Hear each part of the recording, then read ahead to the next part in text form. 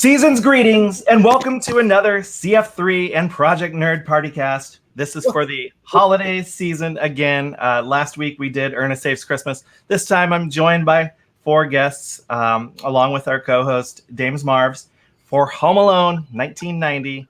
You know it, you love it. I am Dane Michael, and I am dressed as, not really, but like from here up, I'm dressed as Harry, the Wet Bandit, and Dames Marvs, my co-host, the Chicago Blackhawks fan, so very regional, very regionally appropriate for the film, is dressed as the Santa Claus, and he has the last name though of one of the characters in the movie. So he's not dressed as Marv. He's not Dames Marv. He's Dames Marvs. Well, you know what, Dane? Everybody that sees Santa's got to come away with something. Well, first of all, I know that you're not the real Santa, but I know that you do work for him. But what can you give me? Well, let's see here. I don't have much, but I have some Tic Tacs for you. Okay. You ready? Yep.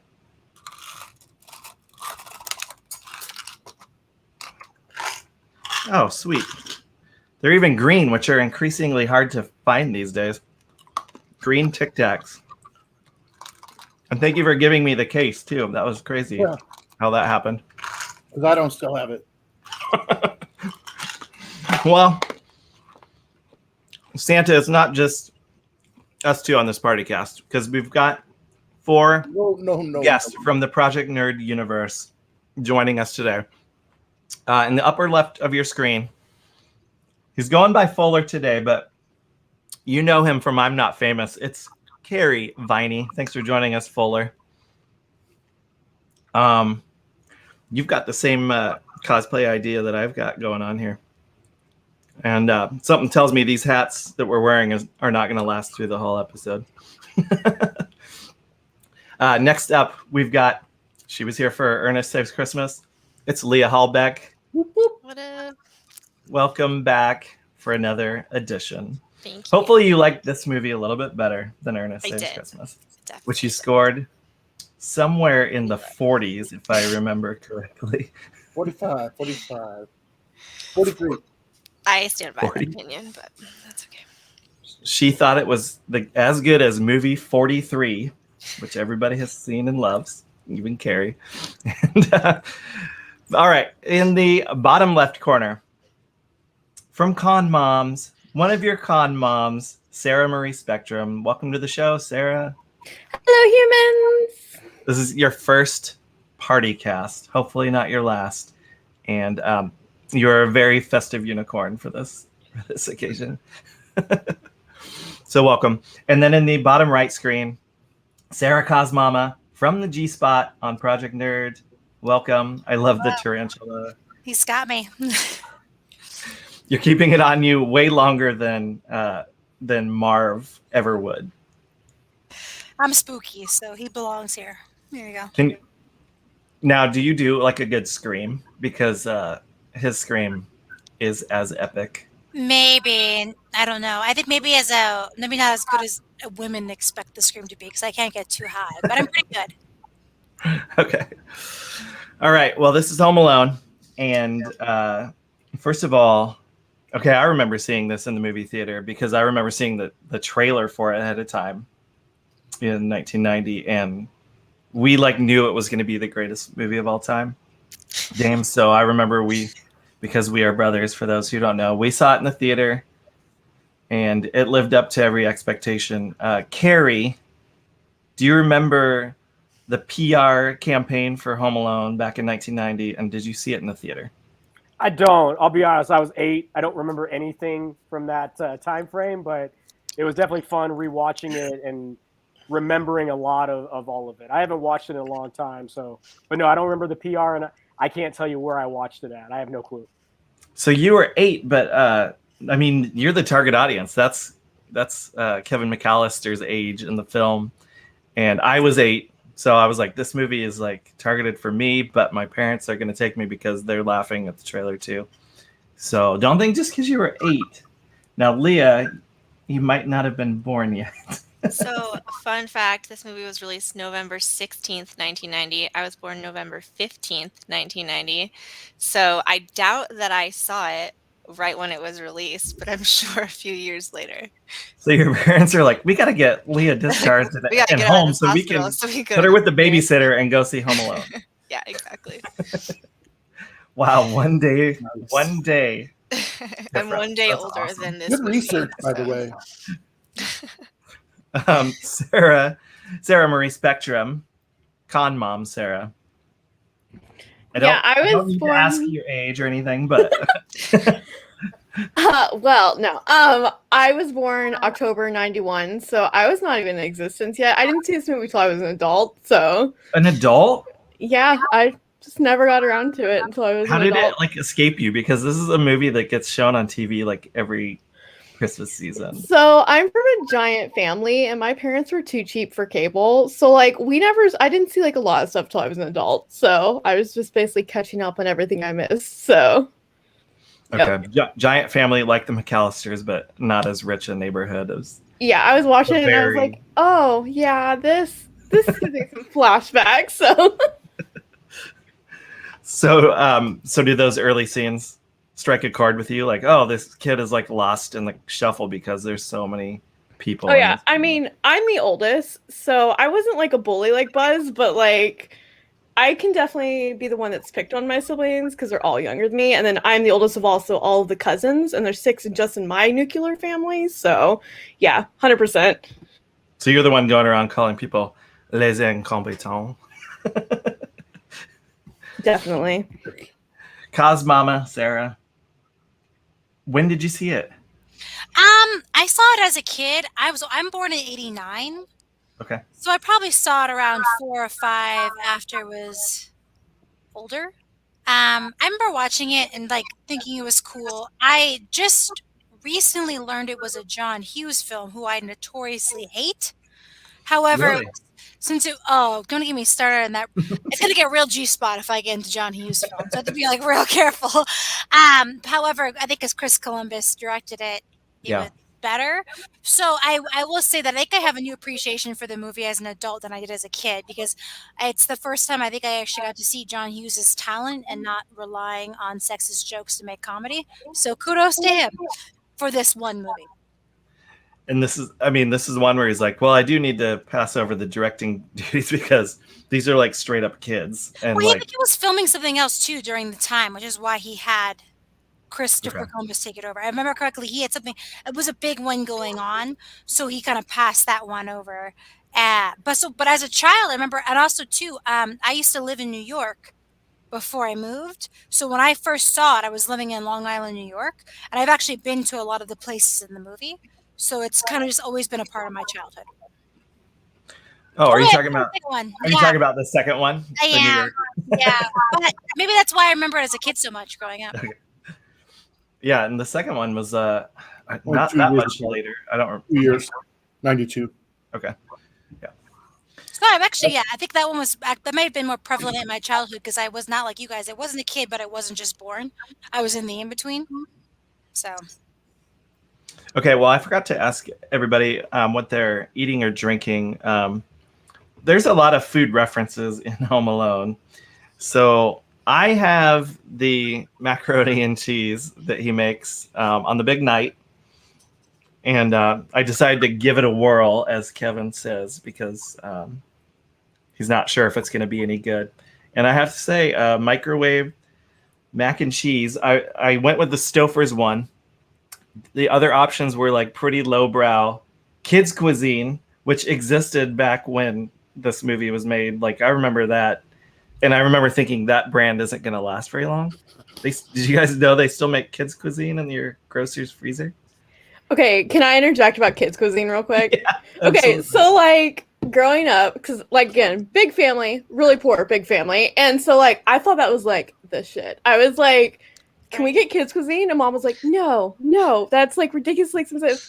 And now like I remember when I turned 18 and I had adult money and I had moved out and I was like, I'm gonna buy all of these. And so I like bought all of them and taste tested each and every single one. Did you And like any of them? I like the brownies, like the brownie mix in there. But as an adult, I was like, man, this had to be like a lot more magical when you were a kid. Like, the brownies are even good in like the banquet ones, which are like 99 cents. So I think you can't mess those up in the microwave for some reason. Chef's kiss. But it's got the packaging has like penguins and like little bears on it, and you're like, I want this. But no, I went with Stouffer's, and it's not that good. So don't worry. Dames Marv's has. I'm eating a not cheese pizza because all the cheese pizza was gone. So I got to eat the pizza. That's a deep cut. That's deep cut right there. And look at Kerry shaking his head because he's like, I should have done that. I should have done that. Kerry, do you still have your lovely cheese pizza? Yeah, I went completely Fuller move apparently with cheese pizza and Pepsi. I did not understand the rules. So I'm eating Papa John's, which I don't know how everybody feels, but Papa John's is garbage, and all I'm tasting is bread. So I hands feel like down, Papa John's. Hands down, Papa John's is, I think, my least favorite pizza chain. I had to go Little Nero's. Full meat pizza, bro. 10 pizzas times $12. Wait, I have a picture for that somewhere. Sarah, are you eating or drinking anything? Either Sarah. I have a fucking tarantula on my head, so I feel like I fucking fit the bill. I'm gonna go ahead and just embrace drunk uncle right now. I'm definitely just eating something because I've been drinking, and I'm gonna go with it with that one. Also, there's a tarantula on my head, so I'm just saying, it's good. It's good. I do have cheese though, so I don't know if that helps. I'm eating cheese. I am drinking chocolate milk in a tumbler because I don't trust my cat. And so I did not bring food up here because I also don't trust him. He'll probably like try to run off with the pizza live on this call. So, but I am ordering Domino's while we're sitting here. So I will be eating cheese pizza. Oh, nice. And you don't have you and Dames don't want to spill the milk and then have Uncle Frank say, "Look what you did, you little jerk. Look what you did, you little jerk." I have that queued up to play throughout the episode if anybody cares. Can we really quick? When I rewatch this movie, isn't it wild what we could what were children's movies back in the 90s? Like, could you imagine a children's this was like classified as a child's movie, and the uncle, the way he talked to him would be like not okay now. And I had a little bit of a culture shock, being like, I can't believe I watched this as a kid, just watching adults like berate a child, and it was funny. I don't know. That's kind of what. See, for me, I binged like all 3 movies because I saw that Disney like redid Home Alone. Like, there's a new one that just came out on Disney Plus. So I like binged like 3 of them like the last like week or so. And for me, it was Buzz's room. Like all of like the super babe photos, like these babes scantily clad. I was like, I'm surprised for the fact of how Kevin's parents are that they'd be like, yeah, you can totally have those in your room. Like, I don't know when Disney bought Home Alone, but it doesn't make sense. It's yeah. Okay. Sarah, you bring up a good point there, and that brings us to our first sponsor break. This episode of CF3 Partycast, presented by Project-Nerd, is brought to you by a generous grant from Playboy. If your brother doesn't have a copy stashed away, something must be wrong with him. Dames. Dames. Oh, shit. He has the actual movie quality issue of Playboy as seen in Buzz's trunk. Did you get that? Sorry, does anybody own a Playboy anymore for reals? He does, right there. Yeah, right there. I mean, remember back in the day when you had to find porn in the woods? Like someone discarded it and you had to like creep up and then you found it. Nowadays, everything's on the internet. Dames, that's a lost art what you have in your hands right there. It's like a relic from the past. Yeah. Is that a broadcaster's edition? Like those are all broadcast. Yeah. Is there one broadcaster or lots of them? There's several. Oh, like Connie Chung. choice. Apparently Buzz had a fetish. I just never thought I'd ever see broadcast nudes like in a sentence like that with like anchors on the front of the page. Who's in there? Who's the hottest one? I mean, I could show you, but this is a kid's show. It is. I love it. I mean, Shelley Jameson is the main one listed here. And And I must say, those aren't real photos, though.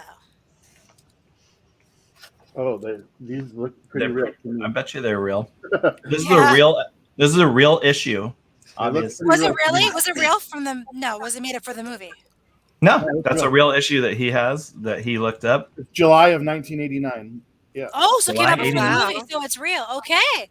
Wow. Power to him. More power to you. Should we do our other sponsor? I mean, just to cleanse our palates, I think. Our other sponsor is Pepsi, who reminds you, don't go easy on us. Make that bladder fuller. So don't go easy on the Pepsi, you guys. If you have it, toast to it now, Dames. Dames a claws. How many ounces is that jug you got I there? don't know, but I'm not going full. I mean, I'm not going easy on it for sure. That's Leo? Is that Macaulay 24. Culkin's brother in real life? 64. What's that? Macaulay Culkin's brother. Isn't that his little brother in the Yes. It is. Yep. Kieran. That is Kieran Culkin, who played Fuller.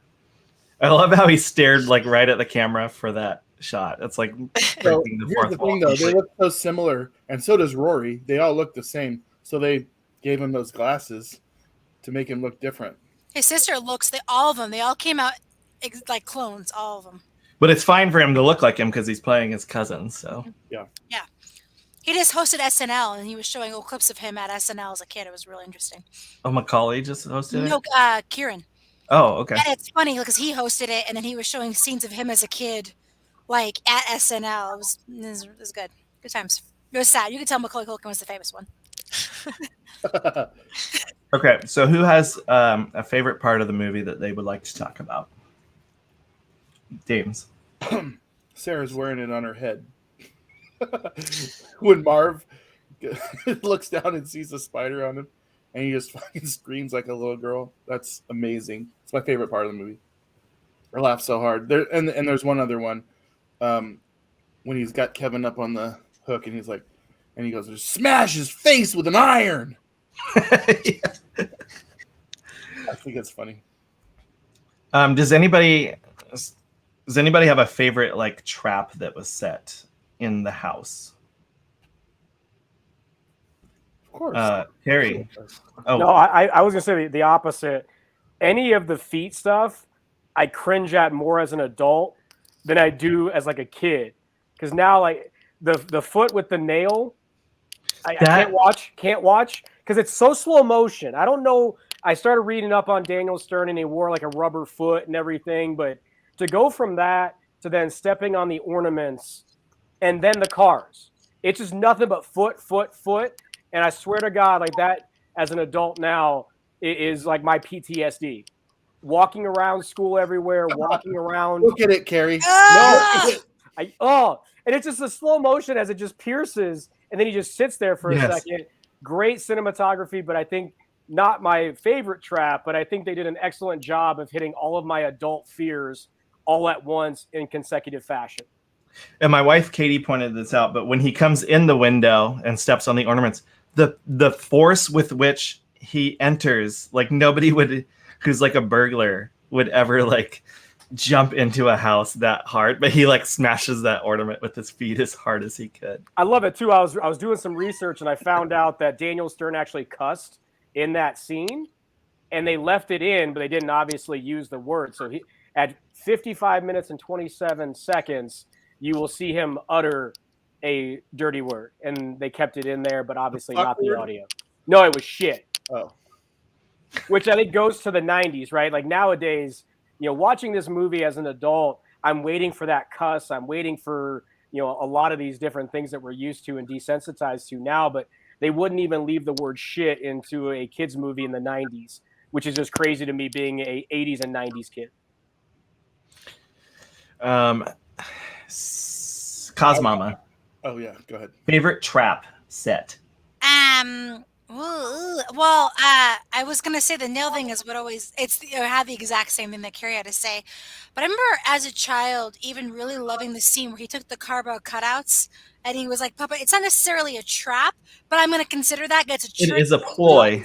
Yeah, I was like, it was just like really well. It was like I don't think we ever saw any. I don't remember ever seeing anything like that before. I remember like being so impressed as a child, like genius, genius. And to this day, I catch myself still doing the dance when I hear the song. Like I think it was really smart.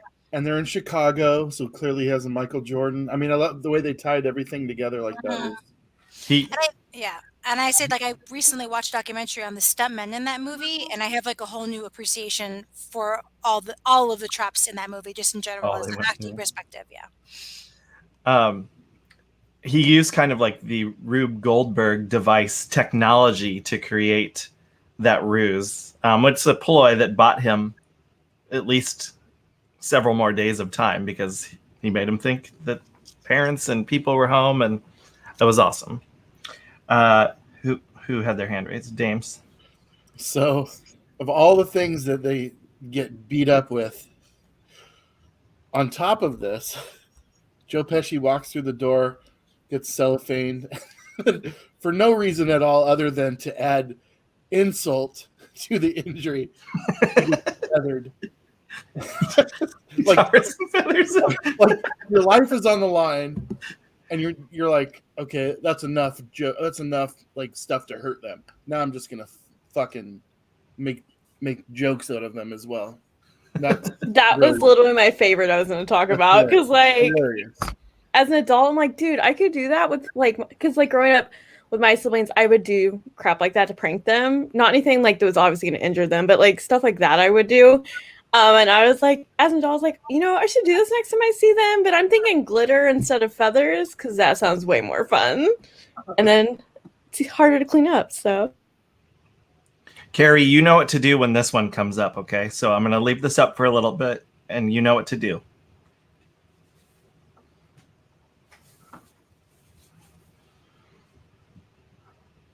I went bald. That's how much I committed to this cosplay. That would hurt so bad to have your head blowtorched. Yeah, but every time my head gets blowtorched, I know that I stand there for 10 seconds and let it happen. Yeah, he totally. And then cauterize it in the snow. That's my favorite. Like, let's just run into the snow and throw my head into it, and then go through the trap that you guys are referring to. That would be. I had my face burned once smoking pot, and that was really painful. So I can't imagine your whole head. So when they took Harry to jail, did they take him straight to the infirmary? Because I mean, he's got third-degree burns in multiple places. This should be a lot of people's favorite one. I mean, Dame said it was his favorite part of the movie. Cosmama's wearing it. I mean, is that considered a trap? I think he just found it. No, he found it that it was around the house. He was like, "Oh, it's Buzz's pet tarantula." Yeah, I know, but I think he since he let it go, he just found it later and was like, "Oh, I can add this to my repertoire." It just appeared at the right time. They're super not poisonous too. I feel bad. This FYI for anybody watching, tarantulas like that are super fine. So calm down, Dane. They're fine. I'm sure it was the most well-trained actor on the set that day, actually. This is what I hear from animal trainers and things that we've talked to before. So, okay, we got a question of the day related to the trap setting. The Wet Bandits are invading your home. Consider your surroundings. What trap do you set to foil their plans? Dames, I'm going to let you go first. Oh, man. Well, the first thing that comes to mind is I have a fireplace. It's like a big dome, and it's in the middle of the room. Okay. So I would try and get them to cross that grill. And I mean, it's a good 6 by 6 feet. And then the dome comes down over it. And I would try and trap them in the dome. And set them on fire? No, I'm not a murderer. They could be. So for me, we have one of those litter robots for cats, and I would just like leave it uncycled for like 2 days, and then find a way to trap them in the laundry room where it's at, and they're gonna be knocked out pretty much instantaneously. Con mom Sarah. I have all wood floors, and I have a 2-story house, so even our stairs are wood. So I think if they were coming in from the top floor, I would have marbles right outside the landing, keep it all pitch black. There's no windows around our top landing. So they would just like probably slide on their butts all the way down the stairs and just have marbles everywhere. You could also like get the floors really slick with like, I don't know, soapy water or something. Grease, lard, butter. Yes, grease the floors. There you go. I was like, all the way down the stairs. So you have 2 stories. You could do the paint bucket trick. Would it work well in your house? Paint bucket, paintball, shoot them with a paintball gun. Would love that. So many options. Leah, do you have any traps you could set? My initial thought was just to skip one of my cat's meals and then leave them in a room with him for an extended period of time. He might not eat them, but he will meow them to death. Your diabetic cat. My diabetic cat. Yes. So drive them slowly insane. Exactly. Cosmama Sarah. Trap. I was doing something similar. I'd probably just have them come in, and then I would just play it off like, "There you are. Do you know how long it's been? Have you met your children?" And then have my 2 children come in, and then I just be like, "Did you bring what the milk you said you were gonna bring? What's going on? Where's your car? Where have you been?" And just like not acknowledge he's a burglar, and just read into it till finally he's like, "Bitch is crazy," and just like slowly back out before he has to pay alimony. Awesome. That's savage, dude. Kerry. I don't know how to follow that. That is the greatest. I don't have any kids or amazing stories. I think I would just use all the sports equipment and do like the traditional like 90s gag, throw as many footballs, golf balls, golf clubs until I get to the golf bag, and just throw everything in a good like 3-minute Benny Hill style, like random, back and forth, circling around the island in my 900 square foot condo. I think it would be hilarious, but at the end of it, it would definitely end in that traditional fashion of just jump over the island and grab me, and I would be pretty much done. So not too many traps in my place. Do you have a hockey stick? I do not. I think it's the only sports equipment I do not have. I have a snow shovel, though. I think that could inflict some damage, but I'm also trying to wield that in a very, I think I got 50 square feet in each area, so I don't think I could it'd be like a very John Wick style. I would get here and couldn't do anything with it, so I don't know there'd be any force in swinging anything anywhere at them. Old Man Marley used the snow shovel, though, to his advantage in the movie, so I like it. I think it would work. Yeah, and that 5-bedroom, 4-story insane mansion in Illinois doesn't equate to Colorado real estate. He was doing cocaine, right? That's what the dad was doing, because that's the only thing that checks out for how many children he had to have that property. He was a cocaine dealer, or he was a gigolo. I don't know.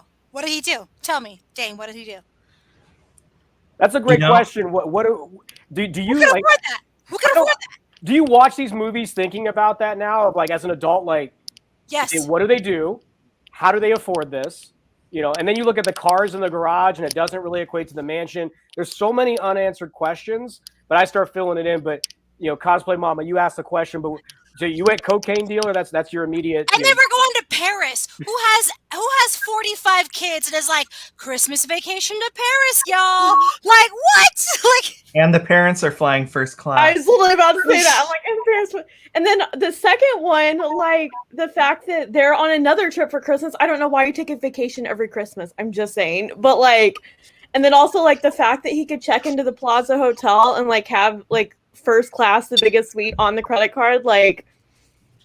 Yeah, so I believe that house is in the Hinsdale neighborhood of Chicago. And I had a roommate in college, and she was from that area. I haven't seen the house in person, but I've been to her house, and they were filthy rich, and so it's a very wealthy neighborhood. I'm surprised you don't find out what he does in part 2. The inside of the house is not the real inside of the house, though. Let's hope not. The decor is awful. No, the inside of the house was filmed in a high school gym. They only used the outside of the house. Yeah, so I did my research. The entire inside of the movie is all done in a high school gym. So maybe they copied the OG house, but the house we see on the outside is not the house we see on the inside. 2 completely different locations. Well, you can actually now stay like a. Well, it's a lie. Airbnb is a lie, sir. It's not real. Right. Well, you can stay at the house now, and they probably did the inside. They probably remodeled it because they have all this money, obviously. Very expensive property. And capitalism, so yeah. They probably made it look exactly like it would in the movie, even if it's not real. But I don't want to know how much that costs, to do, especially this time of year. For about $300, you can have it in Lego form. Yes, they just made a Lego set of the McAllister house. Dude, you know how like the Legos, they flip their faces around and the other face hides behind the hair? Yeah. On Marv, one of them has an iron mark on his face. That's awesome. Yeah, so that's what, $400 if you can find it in stock, and I don't think you can this season. So there's like a huge markup on eBay for it. It'll probably chill out after the holidays, but now would be the time to buy it and put it together because you're watching this probably. All right, we got to go ahead and play. I like it. We got to go ahead and play Total Recast. For the memory of a lifetime, recast, recast, recast. Total Recast.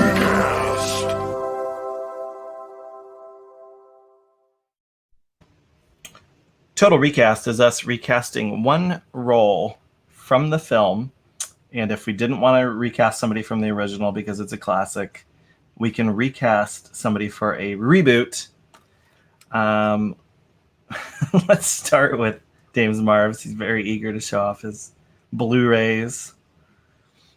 Dames, who are you recasting? All right, so you will find out what I think about this film in the final thoughts portion of the show, but I don't really.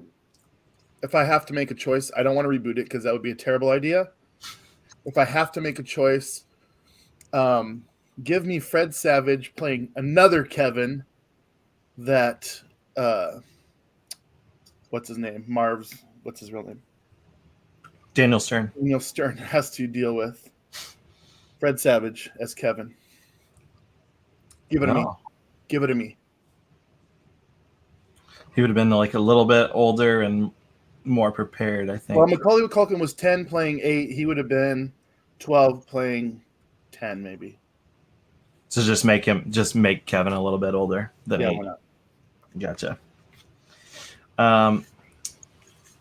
Let's go with Kerry.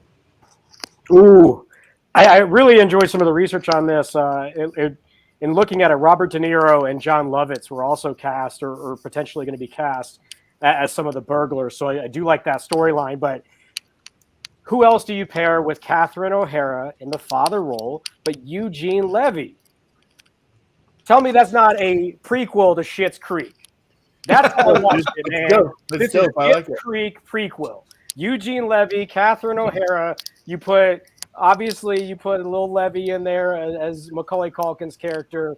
I swear to God, the fact that we didn't see this as a prequel to Schitt's Creek is crazy to me. But as much as I love John Hurt as the father in this, which I don't really know what he really did in the movie to make it a paying actor, but I think Eugene Levy as the dad in either of the Home Alones would have been my natural recast.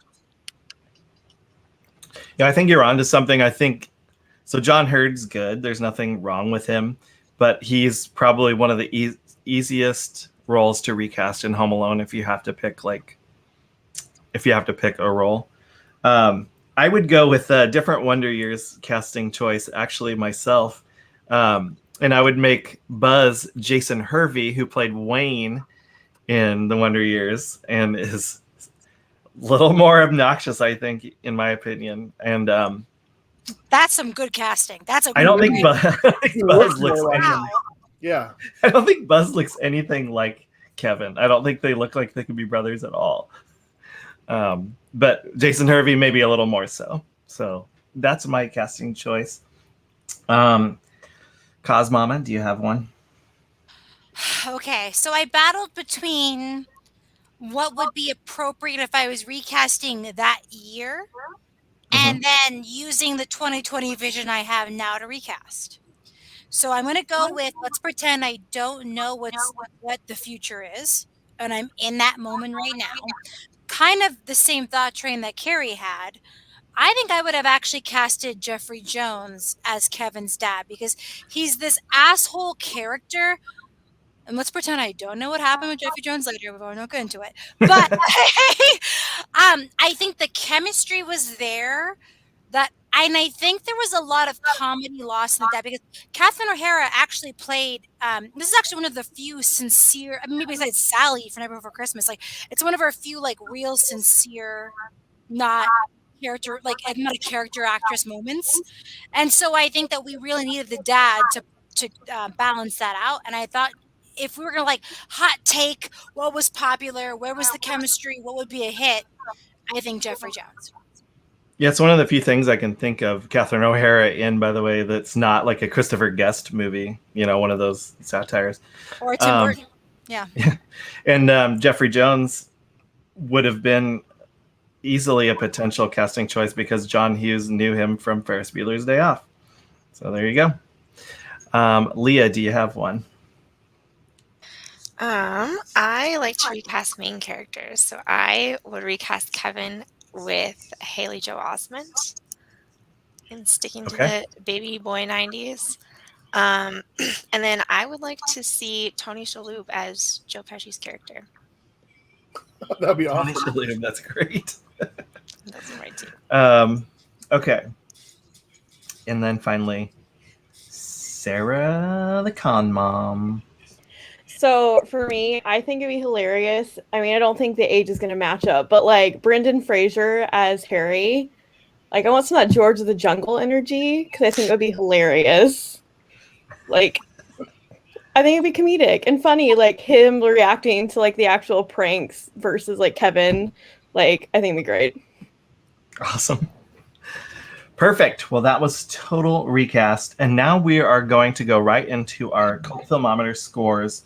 But we do have a guest who will be giving us their score first and then talking about their role in the movie because this person was in the film. So watch this for Mr. Larry Hankin. You give me a couple quick comments on Home Alone and then give me a score between 0 and 100. 100. Huzzah! First week of production, Daniel Stern wants more money. I'm going to just move this. Okay. He's willing to quit. And so my agent gets a call from Christopher Columbus, the director of that movie. Gets a call from Christopher Columbus's people. And they say, look, Daniel Stearns is giving us problems. He has threatened to quit the movie if he doesn't get a raise in salary. And the producers and John Hughes, who had just written it and was producing, didn't want to give him the money. So if Daniel Stearns quit, Christopher Columbus had called John Hughes and said, look, if we can't get Daniel Stearns, who should we get? And I had worked for John Hughes, and she's having a baby. So he said, get Larry Hankin to replace Daniel Stern. So that was cool. And so the call was, Larry, if Daniel Stearns quit, you're up for his part opposite Joe Pesci, which I thought was incredible out of nowhere. I wasn't even up to audition at all. And now I'm opposite Joe Pesci. So my agent is saying, so here's the deal. If they're talking to Daniel Stearns right now, as we are on the phone, they're negotiating with him. It's the last negotiation. It's take it or leave it time. deal breaker. If Daniel splits, you have to show up tomorrow morning. You shoot tomorrow. You start tomorrow morning. And it's in Chicago and you're in LA. You have to catch a plane tonight. So here's the instructions. We'll know in an hour whether Daniel is in or out, whether you are in or out. So pack your bags, put it behind the couch. I'll never forget that instruction. Put it behind the couch. Sure enough, about an hour and a half later, I get a call from my agent said, Daniel Stern's caved. You don't have the part. Larry, there'll be other parts. Goodbye. Have a nice night. Yeah. 3 weeks later, I get a call from my agent saying, hey, remember, Daniel Stearns in Home Alone? We feel obligated to have you in the movie at least. So we're going to offer you a part in the movie, but all the parts have been cast. We cast the entire movie. The only part that's left that you could even possibly be in to be in this movie is Sergeant Balzak. And I said, well, that sounds okay. He says, well, it's only 2 lines, Larry. And 2 lines for, an actor of your, stage at this stage, that's an insult. So we can't do that. But it's the only thing, and we must have you in the movie. That's an instruction because of the curse. We have to get this curse off the movie. So here's the deal. Do Sergeant Balzak. It's only 2 lines. You want me to go there and check Rose hyper on 2. I see. I remember that. That's the whole part right there. Just did it for you. You owe me money. So they said, but if you accept doing this, we'll pay you $10,000.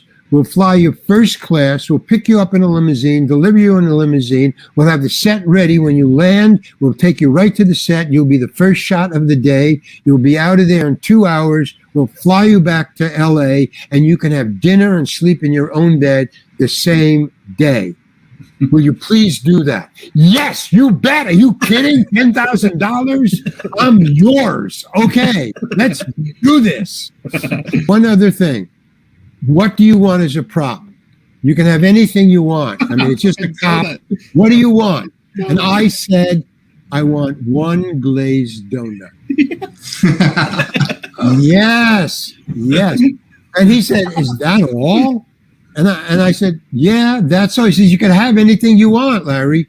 And I said, no, I want 1 glazed donut. That's it. He said, okay, you got it. Thank you very much. We appreciate what you're doing. Thank you. Boom. Hung up. They have the set already set. I walked in. It was about 10 o'clock. I walk in. It's all set up. They immediately take me. I say hello to the director and producers. They take me to the dressing room. My costume is there. They get me back. I come back, and right next to the camera is a baker's rolling tray. And it has these levels, and you have 100 loaves of bread, and they roll it around. Okay. There's a baker's rolling tray next to the camera with 250 glazed donuts. So we're doing the thing, and I swear this is true. I had to do that shot, that one, Rose hyper on 2, that one, and it's a single shot. It's a what do you call it? A tracking shot. I'm here, and the camera just rolls by to the next thing. So it's just one shot. So we had to do that one shot 10 times. Right around the 9th time or the 8th time, you could see the pall over the whole movie company. And they think, this is the curse. And I was thinking that. I think, oh my God, this is true. This movie is cursed. I had to eat 10 glazed donuts, and I was getting sick. So on the 11th time, okay, and action, blah, blah, blah, blah, blah.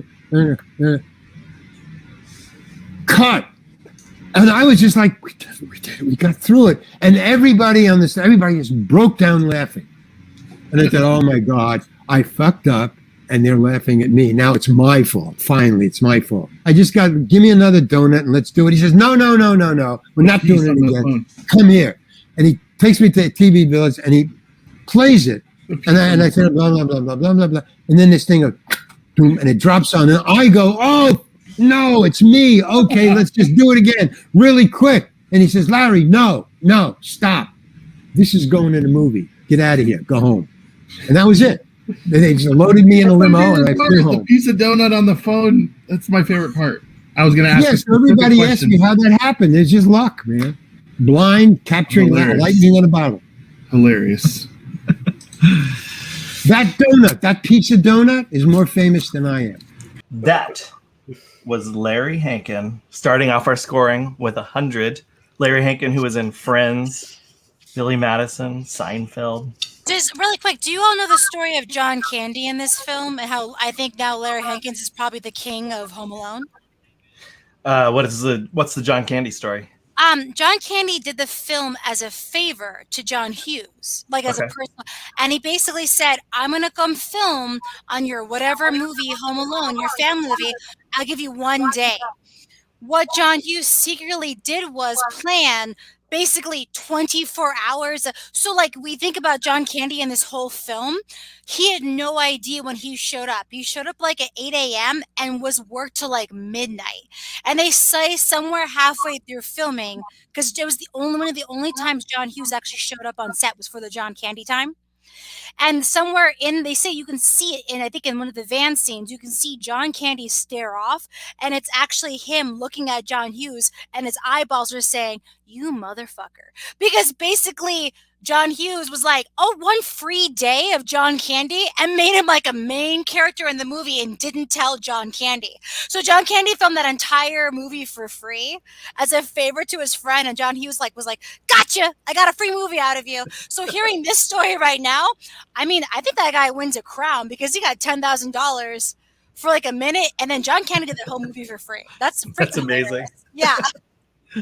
$10,000. So funny. I'm cracking up right now. I was like, damn, you got burned, John Candy. It's all because of Uncle Buck, right? I think that in researching this whole movie basically came to be because of the movie Uncle Buck. John Hughes wrote the character with Macaulay Culkin in mind, right? Yep. So I think that's where John Candy probably got a good amount of money on Uncle Buck and definitely repaid the favor. But I think Gus is an unsung hero. As an adult, listening to his story about the funeral parlor, I don't know if you all were like me. At first, I thought he was joking to try to make her like a little bit, feel more comfortable. And it keeps going, and you start realizing, oh, this is real. And then she finally is like, you should probably stop talking right now. Yeah. One of my as an adult, one of my favorite scenes. He also did that on purpose too, because Catherine O'Hara and John Candy had worked together before. So that he actually, like, they talk about it in the documentary, how they all think they never confirm now because obviously, R.I.P. John Hughes, but they believe it was all planned because he did everything with Catherine O'Hara because they had actually worked together a couple different times. So like he was with all these professional people in this experience. So like the only thing that he didn't understand was I'll help out for a day meant I'm gonna get 24 juicy hours out of this. And you can't complain because you're working with peers you respect. That's why everything was like not with. Like it was like all off somewhere else. This movie made me miss John Candy, which anytime I see something he's in, I miss him. But like what you're talking about, Kerry, like that's funeral parlor thing. Maybe he's trying to make Catherine O'Hara laugh or crack, but his deadpan is like better than anybody's in the business. Like if he's doing like a deadpan, like man, I miss John Candy. It's the typical 90s line. Kids are resilient. I can't tell you how many times, like growing up in like the late 80s, early 90s, it's just like, they're okay. They're kids. It was like the perfect like cherry on top for me at the end of like, who knows? They're resilient. They'll figure it out. Absolutely one of my favorite scenes as an adult now, going back and looking back at those two characters. Obviously, John Candy, one of the best. Planes, Trains, and Automobiles. I mean, everything that he's touched besides probably, was it Almost Heroes? I think his last film. Either that or Damon's favorite movies, but that was Farley. His is something about Canada. Oh yeah, you're right. I can't think of it now. Yeah, it's something to do with Canada. Blame Canada. But yeah, by the way, if your name was John and you worked on this, you're no longer with us. R.I.P. John Candy, John Hughes, John Hurd. They're all gone. Okay, so we're starting off our scoring with 100. And I would like to know what Leah, who gave Ernest Saves Christmas about a 45 or so, I would like to know what she thinks of Home Alone in comparison.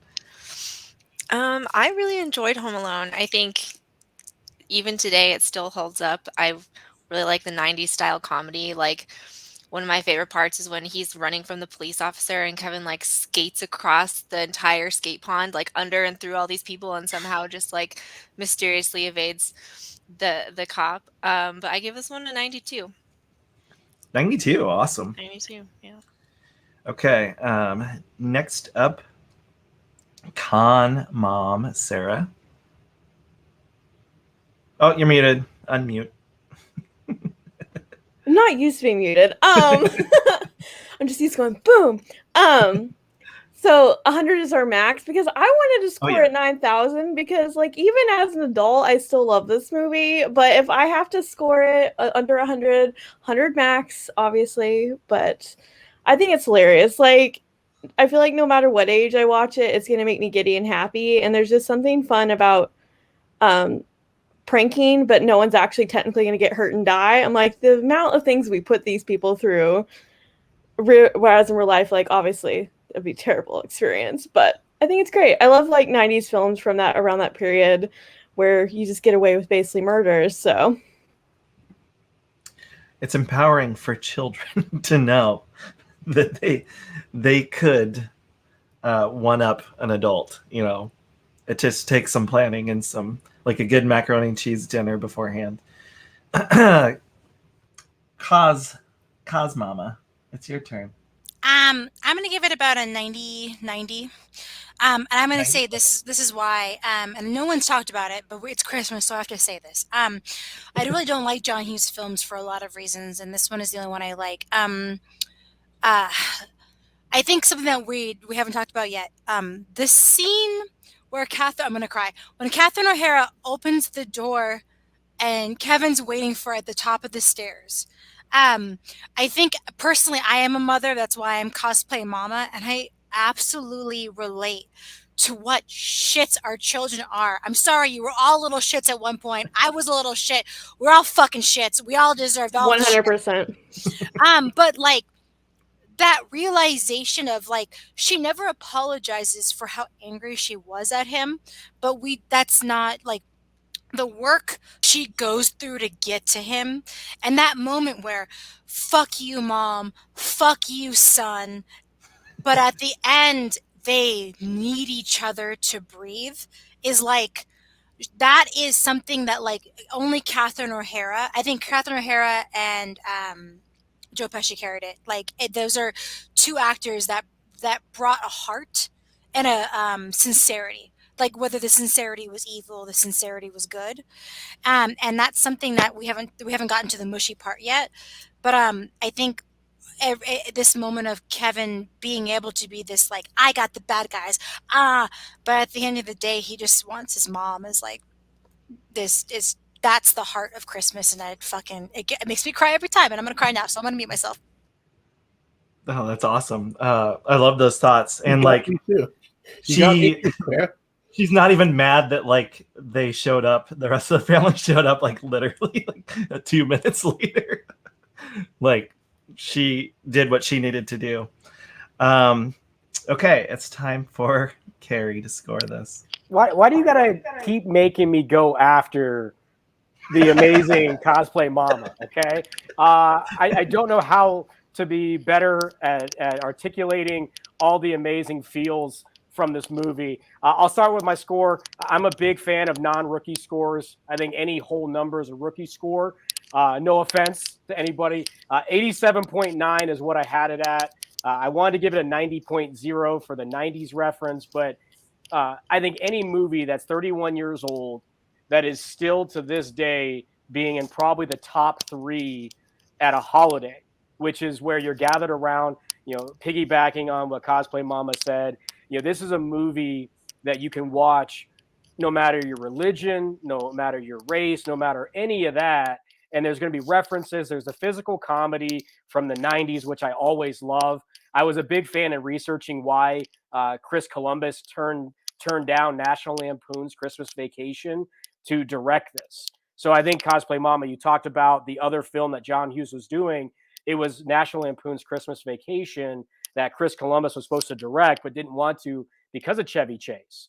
So he went away from that kind of, I think, natural kind of physical comedy, the sexist comments, to the family role. But I'm a huge fan of family around the holidays.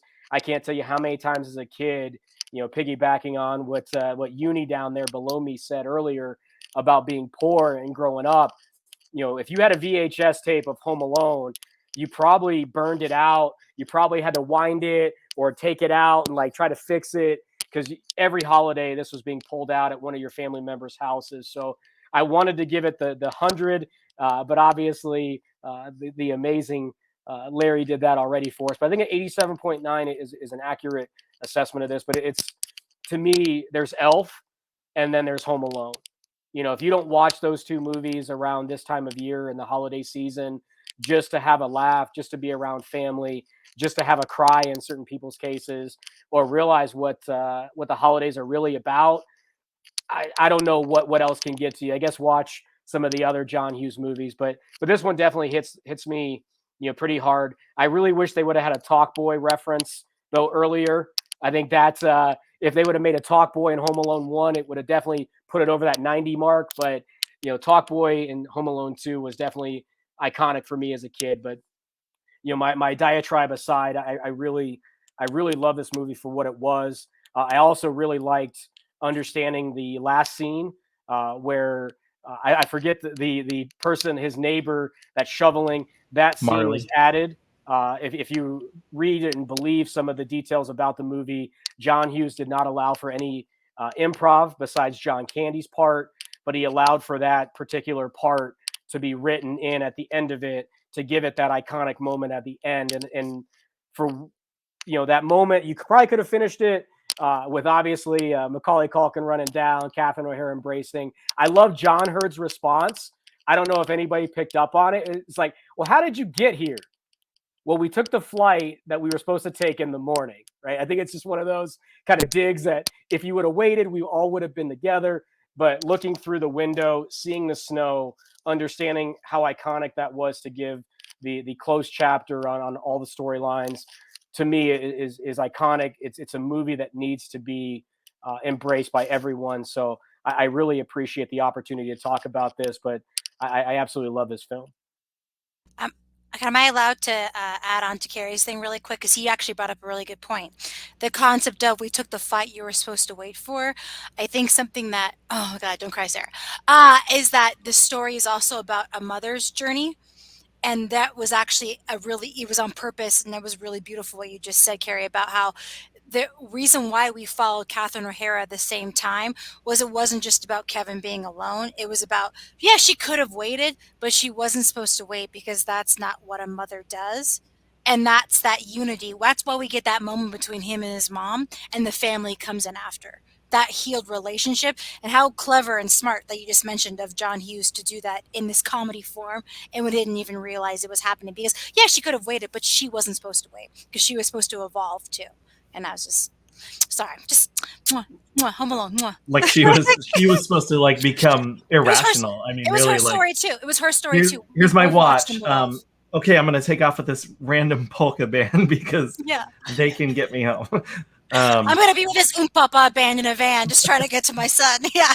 You brought up the scene with Marley, old man Marley, and him hugging his granddaughters at the end.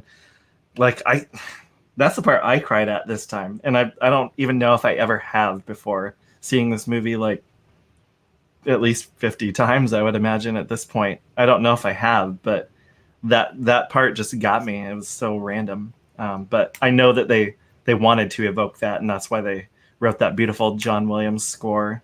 The soundtrack and score to this movie, by the way, iconic on its own.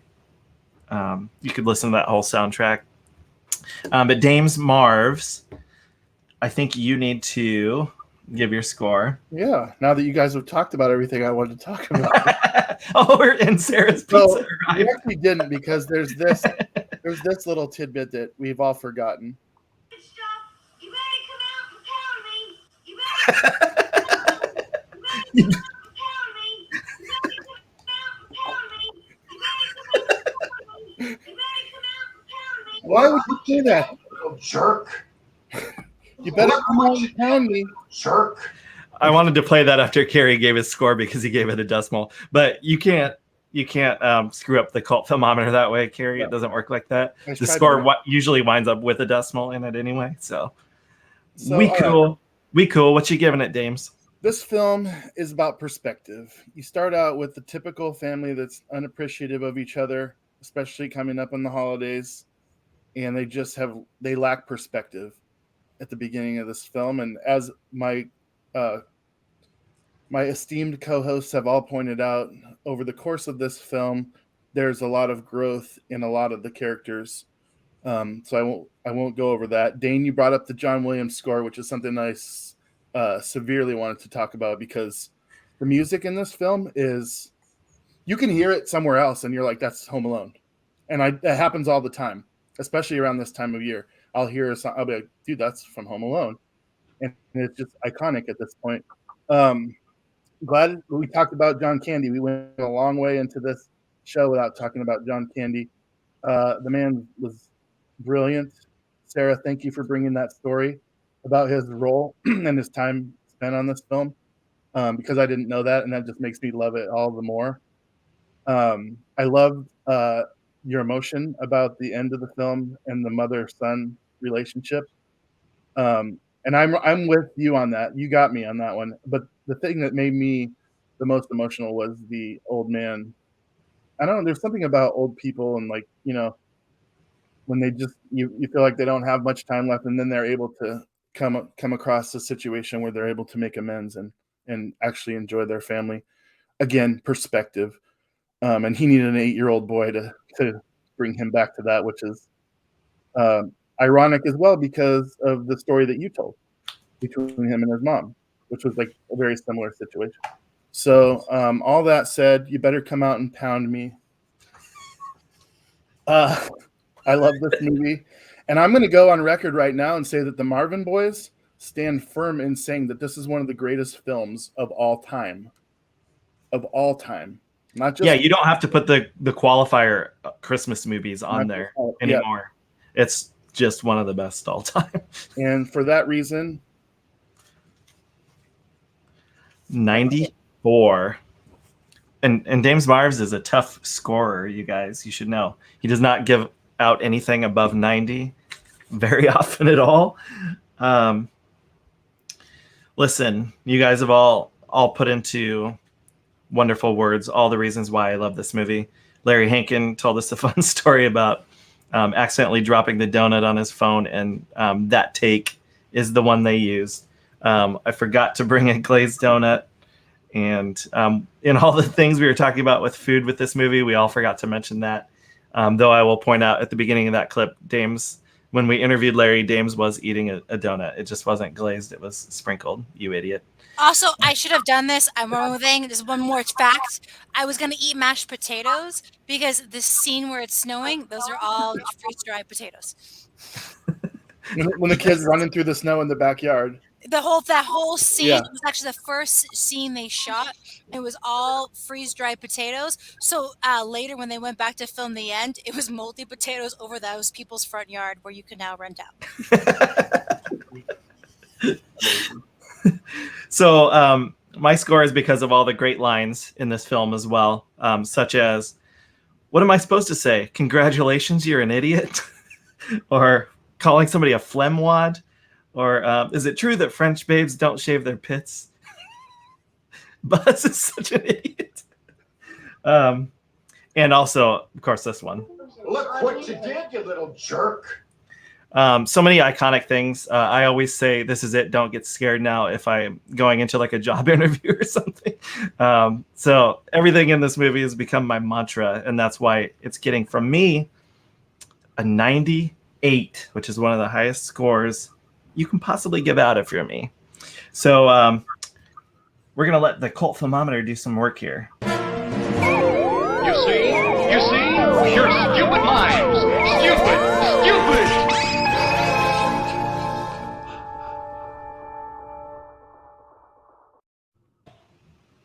This is it. Don't get scared now. The final score is 94.56. Dames Marvs, where does that put us on the all-time list? Oh my fucking fuck.